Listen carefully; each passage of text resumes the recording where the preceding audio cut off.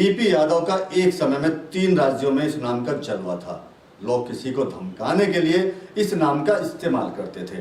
90 के दशक में डीपी के नाम की ठसक थी। ये यूपी में कैबिनेट मंत्री भी रह चुके हैं। अब इन्हें जान का खतरा है। दिल्ली पुलिस क्राइम ब्रांच से मिले इनपुट के बाद इन्होंने सुरक्षा की मांग की है। सुनिए समय कैसे बदलता है।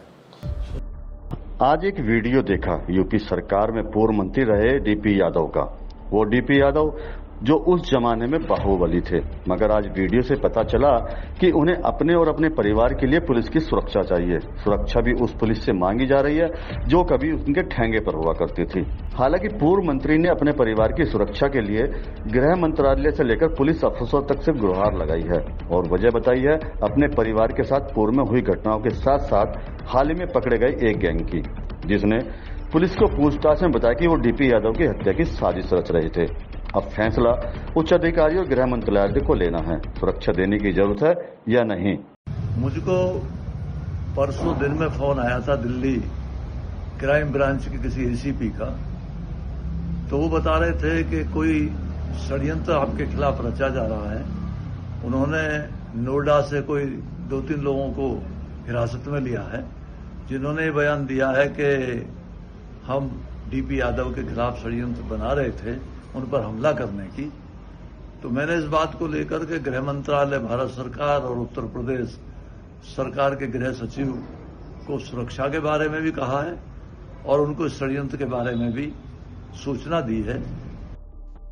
न जानने वालों के लिए डीपी यादव के बारे में जो इस बेल्ट के पुराने वासिंदे उन्हें बताने की जरूरत नहीं है, मगर जो नए हैं उन्हें बता दें कि गाजियाबाद के कविनगर थाने से डीपी यादव 20 श्रेणी के हिस्ट्री सीटर हैं।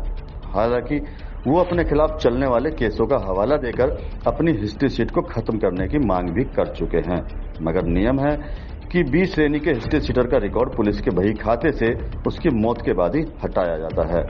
लिहाजा डीपी यादव को नहीं जानने वाले यह जान गए होंगे कि डीपी यादव किस स्तर के नेता, कम बाहुबली और अपराधी रहे हैं।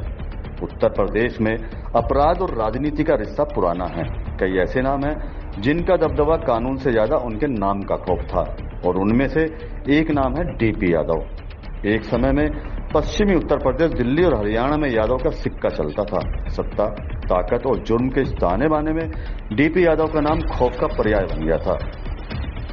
खाकी को कभी ठेंगे पर रखने वाले यादव आज उसी पुलिस से अपनी और अपने परिवार की सुरक्षा की गुहार लगा रहे हैं।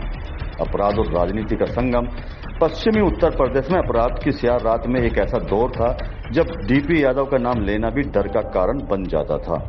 गाजियाबाद कविनगर थाने में 20 श्रेणी के हिस्ट्री सीटर रहे यादव का अपराध रिकॉर्ड लंबा चौड़ा है।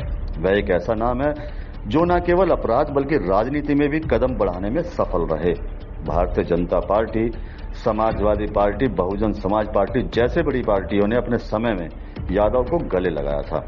डीपी यादव विधायक और सांसद, यहां तक कि सपा, भाजपा और बसपा तीनों ही पार्टियों डीपी यादव को उनकी चढ़ती दौर में गले लगा चुकी हैं।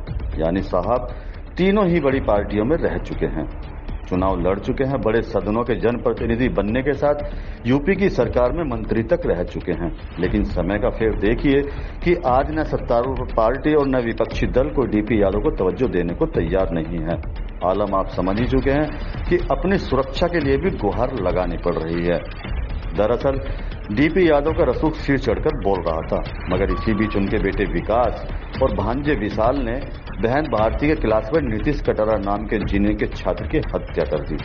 उस मामले में डीपी के पीछे पड़ी आईएएस लॉबी के आगे बाहुबली डीपी की एक न चली और आखिरकार अर्श से फर्श तक आना पड़ा।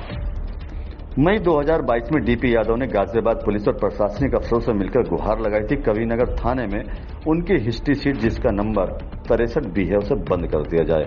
बताया गया कि अपने खिलाफ लिखे सभी मुकदमों से वो बरी हो चुके हैं, लेकिन अफसरों ने कानूनी अड़चन बताते हुए इनकार कर दिया था। दरअसल पुलिस रूल्स के हिसाब से 20 श्रेणी के अपराधी की हिस्ट्री सीट उसकी मौत के बाद ही खत्म की जा सकती है। हालांकि डीपी यादव ने खुद के बूढ़ा होने का जिक्र भी अपनी लिखित याचिका में किया था, मगर हिस्ट्री सीटर आज भी जस की तस है। ऐसे षड्यंत्र हमारे परिवार के खिलाफ पहले भी होते रहे हैं और कई हादसे हमारे परिवार के साथ हुए हैं। तो मैं सोचता हूं कि समय रहते हुए सरकार को और सुरक्षा व्यवस्था को सूचित करना बहुत जरूरी है। इसलिए मैंने कई पत्रकार लोगों ने जो पूछा तो उनको भी अपनी बात बताई। गौतम बुद्ध नगर के विधायक महेंद्र सिंह भाटी की हत्या का मामला यादव के जीवन का एक ऐसा काला अध्याय है जो कभी नहीं मिटा। इस हत्याकांड के दोषी ठहराए जाने के बाद यादव को जेल जाना पड़ा, जहां उन्होंने लंबा समय बिताया। हालांकि उच्च न्यायालय ने बाद में उन्हें सबूतों के अभाव में बरी कर दिया। इसके बाद वो अपने पैतृक गांव ग्रेटर नोएडा के सरफाबाद में रहने लगे, मगर उनका राजनीतिक कद घटता चला गया। ब्यूरो रिपोर्ट, आप अभी तक।